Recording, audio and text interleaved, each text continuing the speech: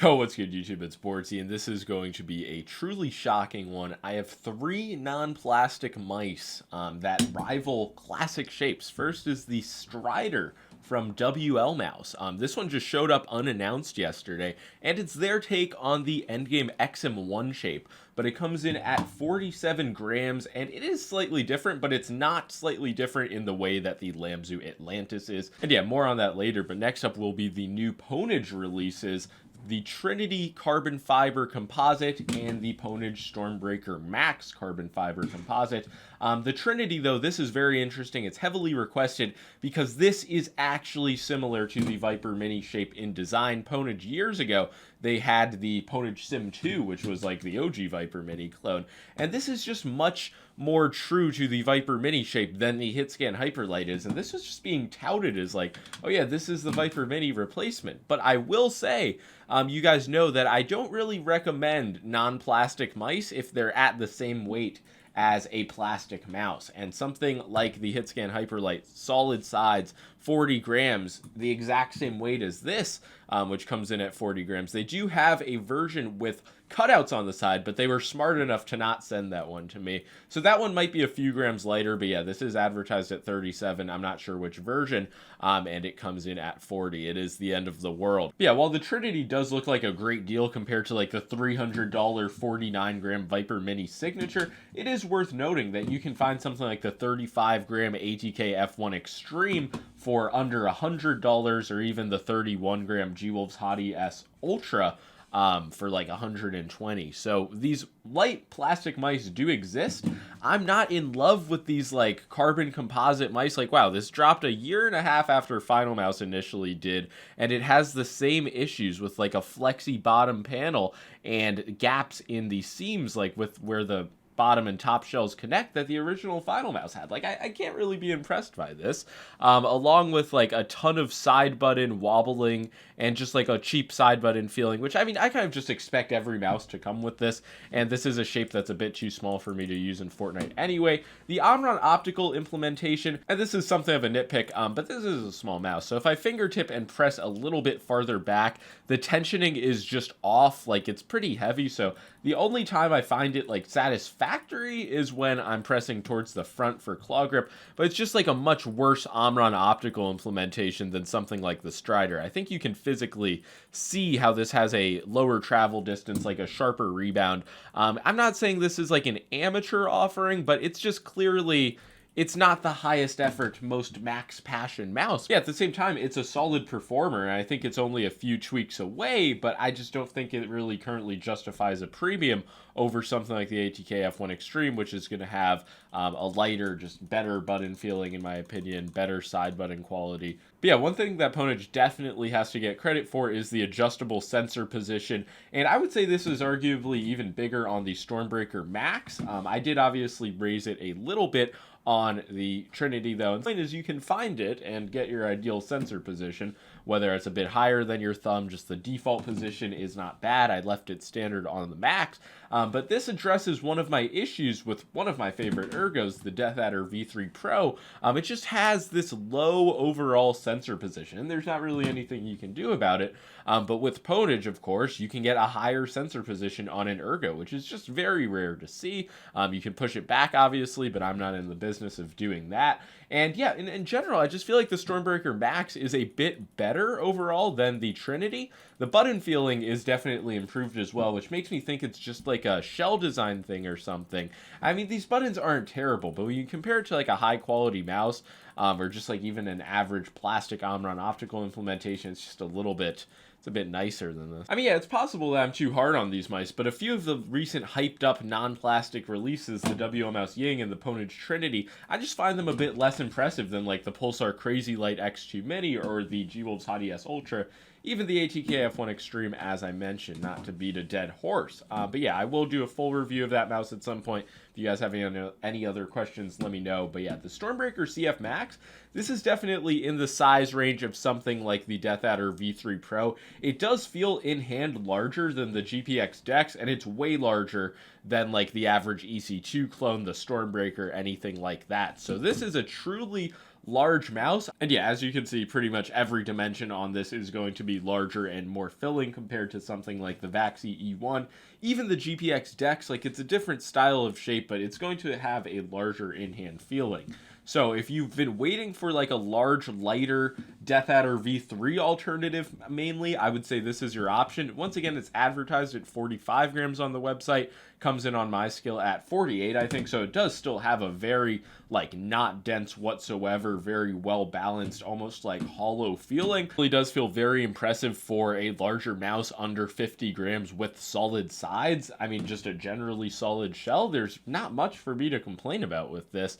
Aside from, once again, some minor nitpicks, this time the side buttons are actually too light. I never expected that to happen. There's still like a little bit of wobbling, but really I was just like playing Fortnite and accidentally activating. I'm sure that's something I could get adjusted to, but wow, these do not take a lot of pressure. And yeah, you can see pretty clearly that it takes inspiration from the Death Adder V3 Pro design, but I'm actually pretty satisfied with the position. Like, they're not too high up compared to some other Ergo releases. But yeah, I did have a few like minor issues just with the firmware update on this thing. It took like 30 minutes. At one point, I like bricked my wireless functionality. I had to restart the update, and then it wound up working. So the software end was kind of finicky, and for 1000 hertz, Pwnage doesn't have a competitive mode, so it just feels like kind of trash. Like, the higher polling rate options, they were fine. Like, I used 2000 in Fortnite, but yeah, I would like to see 1K competitive mode, and just generally, I'm sure the firmware will be optimized as time goes on. But yeah, the wireless was by no means unusable, but yeah, that firmware update, it was just not fucking fun.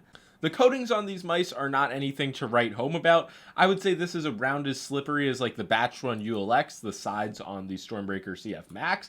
The clicks in general are a bit drier and better, but yeah, I mean, you can put grip tape on, but with this being such a large mouse, you don't like want to make it any bigger necessarily. I found the Trinity to be a bit like cooler to the touch and have like kind of a smoother metallic finish as opposed to a somewhat plastic feeling that this shell has going on.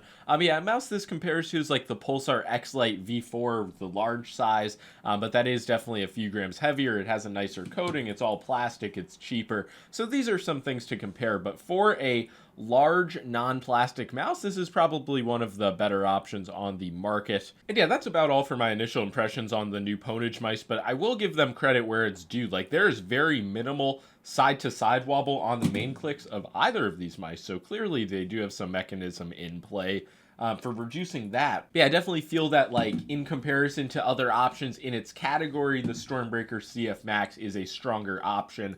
Just the general build, I'm also more satisfied with this than I am on the Trinity.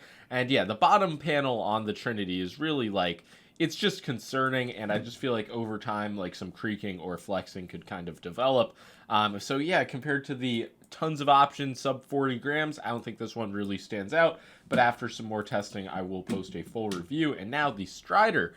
This mouse, it's like forgotten. It has a very cool like CSGO fade effect going on. Yeah, simply put, the Strider is very close to the XM1 in shape. It doesn't feel identical, and the holes in the shell definitely factor in along with the lighter weight. It just feels like there's a bit less presence toward the back of the mouse. But what I find is there's just like less depth to the curvature in the sides. And if you don't understand what I'm saying there's just like more slope and actual shape to the sides of the mouse, because with ABS plastic, I just feel like you can get a bit more intricate and less smoothed out of a design compared to the magnesium alloy that they're using with the Strider. The build does feel very solid. Like, honestly, this might be better than any of the Beast X series mice I've felt in terms of build. And the weight, it's not like the lightest mouse in the world. 47 grams on this with a lot of holes. You could compare that to like the 52 gram XM2 8K, the wired version. But yeah, this is significantly lighter in hand than the XM2W. I can't say it feels like better though. I definitely enjoy the stability of this. But yeah, if you are looking for a lighter, non-plastic XM1 alternative, this is really your option. You might be able to see from this angle what I'm talking about with the shape just not having as much depth when it comes to the curves. It just doesn't feel as aggressive, but it's not like a total step down in size like something like the Ninjutsu Sora or the Vaxi Sora, whatever this one actually is. And yeah, in general with this mouse, I think the Omron optical quality is really good. Like I mentioned, the build quality feels pretty insane. Side buttons are they're solid. I'm not going to say they're the best implementation on the market. But yeah, there's definitely no QC issues that I've experienced so far. I haven't put in like days of testing. But yeah, the sides, you guys know I generally prefer solid sides. I am able to like get my fingers in a way where they're not like directly going inside any hole, but I probably will put grip tape on this mouse at some point. The clicks, they do have this like texture, a raised texture to them. It doesn't feel bad, honestly. Like it, if anything, it just feels a little bit tactile, like I'm fucking touching some braille. It's honestly not bad. And the shape wise, I'm big on the XM1 shape, so this, it satisfies me, but it just doesn't feel identical in hand. And part of that is due to the weight, the fact it's not just a solid shell. But you know, I can get behind it. The skates out of the box, this dot position was super wobbly on a glass pad, but I don't actually run into any issues using like a standard cloth or a hybrid pad, so it's just something worth mentioning. The WLmouse dots, people aren't huge on them. And I just remember at the beginning of this video, I said this was different from the Lamzu Atlantis, and it mainly differs because the Atlantis has very flat sides towards the top. You don't see really the same curvature that you do on the Strider or the actual XM1 shape. So that's really the main area where it differs. But yeah, this is definitely the mouse that, of the three in this video, I'm most impressed by the Strider. I'm not saying like drop everything and get it, or it's better than the XM1. In fact, I find the wireless to be a bit less like smooth and clean compared to Endgame Gear's wireless implementation. And of course, click latency wise, are you going to notice the difference? Most likely not, but Endgame Gear does have them beat out. But yeah, it just comes down to how much you value that like 13 or 15 gram weight difference, whether you want a solid plastic shell, like a nice rubberized coating. I just find the XM2 to like give me a more locked in feeling in my hand. But yeah, I mean, I could totally understand how somebody who just wants a lighter mouse could prefer the Strider, and the construction of this and just the quality feeling, at least so far, is seriously impressive in my opinion. So of the three mice in this video, I'd say this has the best chance of getting the increasingly hard boardzy seal of approval. Yeah, that's going to be about all for these combined first impressions. Make sure to let me know what you think in the comments below. Any questions, let me know. But yeah, peace out.